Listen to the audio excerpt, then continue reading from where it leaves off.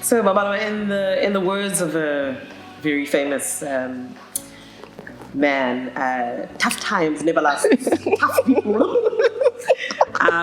No, I've got a serious question about tough times.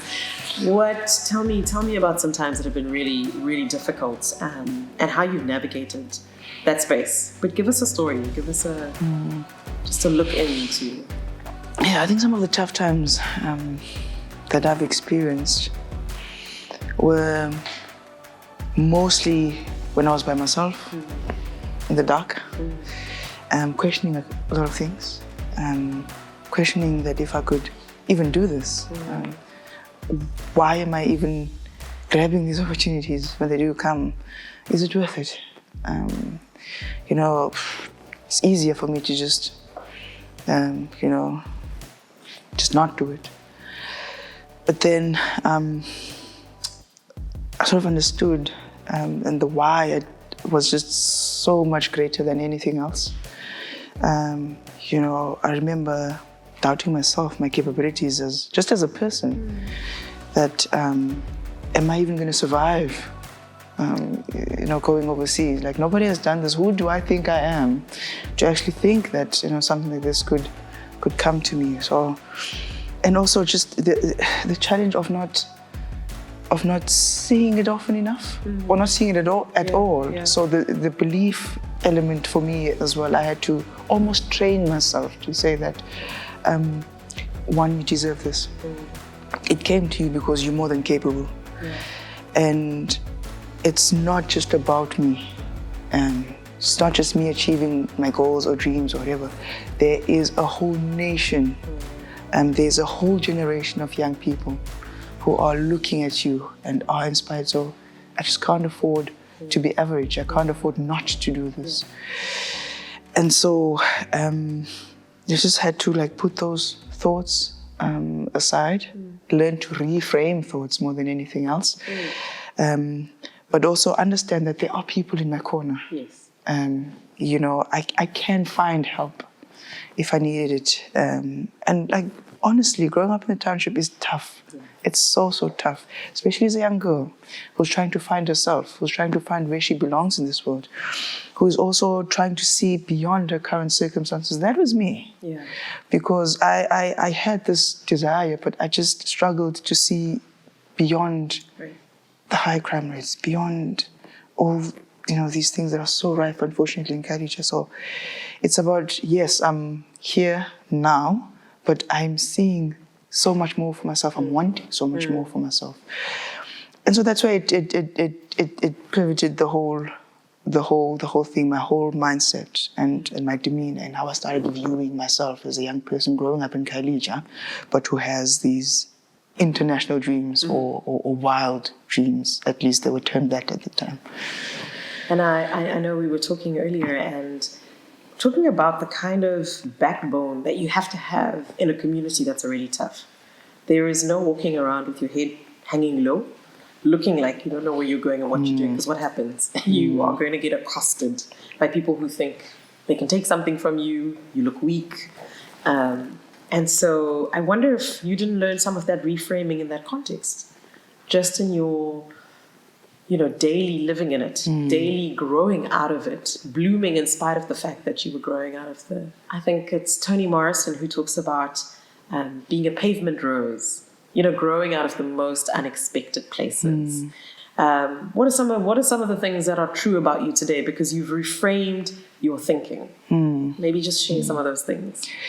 I think it's a mindset, which then translates in how you then go about things and how you start seeing yourself, how you start seeing the world, and it then filters into your self-worth, what makes you the person that you are. And so that reframing for me, it took a while, honestly. It took some doing. To say that things are happening for me, and it's not by some miracle. There's a great level of work that went into that. And there's nothing wrong. I didn't need to feel guilty about being the one, Yes. if you like. Yeah. But once I started seeing that differently, I could then reclaim my power back to say that, why not me? Yes. Why can't I pursue, my dreams? Why can't I be the first? Why can't I then go ahead and change the whole trajectory of this thing? So it's still an ongoing process, if I'm being honest with you. It's a day-to-day thing where I'm like, you know what? This is for me. I deserve this because I found confidence in those around me who too have started realizing it as well for themselves. Yeah. And that is the biggest joy out of this whole entire thing, I think. Yeah. It's about seeing the belief in the person's face that it's there. She sees it, it's possible, which it is. It truly, truly is.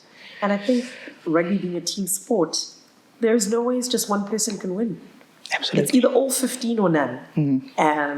And so I love that carries you, and that's become real about how you frame yourself. You hold a law degree. You are a graduate. You are an international rugby star. You've been profiled, featured, front-paged. You're recognized as a Laureus legend. Is that right? Laureus ambassador, yeah. Absolutely. You support the kind of development of young people and young women. The Ministration Foundation, I know how important that is to you, and ensuring that period poverty isn't holding anyone back from playing sport or being at school. Yeah.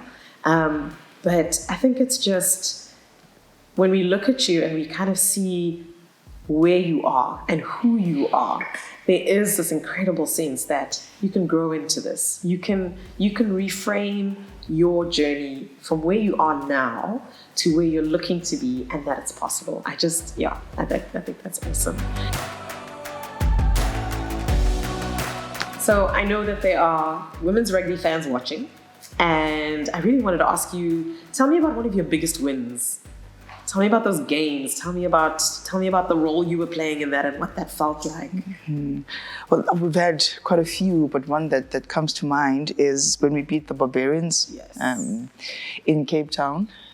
What makes that special, because we have a bit of a rivalry, because we wanted to get them back for beating us in Twickenham in front of 30,000 people. And so to have them over was phenomenal. And it was a collection of great female rugby players, present and past, and just after the game, regardless of the score or whatever happened, just the camaraderie, and us honoring them honoring us in true South African spirit on our part, of course, and them just enjoying their time with us and being in South Africa. I think that's the spirit of women's rugby. It's the unity, it's the togetherness, it's the sisterhood. So we've had quite a few, had lots of wins, but one that sort of is memorable, stays with me, or has stayed with me, was that one. I love it. I love it when it feels like rugby wins. The game has been so good. Afterwards, you can kind of still feel the vibe. I know that you've played to big crowds. Was that one of the biggest crowds as well? Because I think that also carries the game. Absolutely. Playing in front of great crowds, it's so special. It does something special to the game itself. Yeah. We've seen teams come back from massive deficits because of the crowd and the atmosphere. But the women's rugby crowd is something spectacular. Yeah. It's something so unique. Yeah. It's like a safe space. It's like difficult to describe. It's a feeling. It's an energy running out and seeing people just embrace and are eager to see you, and you get to interact with them after the game is just phenomenal. Just seeing the joy and the happiness of little girls and boys, asking you to sign their shirt or anything like that. That is truly special, because there's so much joy there. There's so much happiness there. So I look forward to playing in packed stadiums at the World Cup. Yes. Oh, 2025 World Cup is on the way. We're currently ranking 12th. Yes. But where do we want to be? think the key thing for us, in all honesty, is to put off fantastic performances come the day. Performances that South Africans can be proud of. Yeah. Performances that young people aspiring to play rugby, or even not, but are inspired by us. To be proud of that, to be inspired by that, and to display a true brand of South African women's rugby, which is one of resilience. It's one of joy. We too have the bomb squad, which we love. You're on the front line. Totally. Yes. I mean, come on, front row. Yet. So yes, that's the key thing for us. We take it game by game, and we're just so excited for it. I think so more than exciting. anything, it's that, because it's groundbreaking. It's a record breaking, because already more than 300,000 tickets have been sold just for the Women's World Cup. Yeah. So it's going to be a phenomenal time, really. I think it's amazing. And you're talking about the crowd. You're talking about those that come and support and make noise and enjoy. And I know that I've been at games that feel like they're moments I will never forget. And so, I think there's something phenomenal happening in women's sports. There is just this groundswell of support.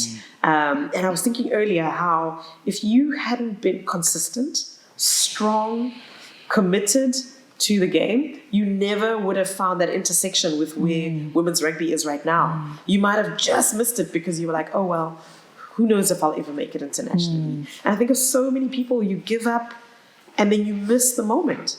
The 2025 World Cup year for women's rugby is going to be unlike any other because of the profile that women's sport is getting and how people are recognizing that this is a different game. You guys bring something different to the way that it's played. It is not men's rugby, it is women's rugby, and there's something incredible to be enjoyed in that. So we will all be holding thumbs, cheering, screaming at the TV. If you need me to come to Twickenham and hold your bags or anything like that, I'm available. I'll keep that in mind. Come to the UK, I will be there to hold your bags, no problem.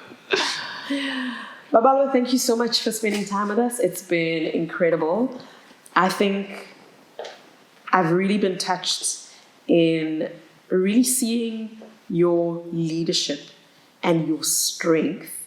And I think it's physical. I think it's equally matched by a mental strength that has carried you into excellence, that helps you carry others into excellence.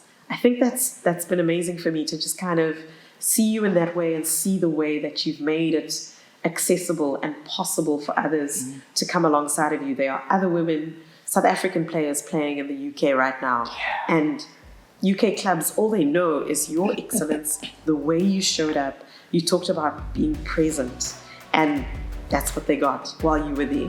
But it's just been such a privilege to talk to you and to learn a little bit more about you, but to understand what's important to you and how you show up in leading yourself and showing all of us what it truly means to lead like a girl.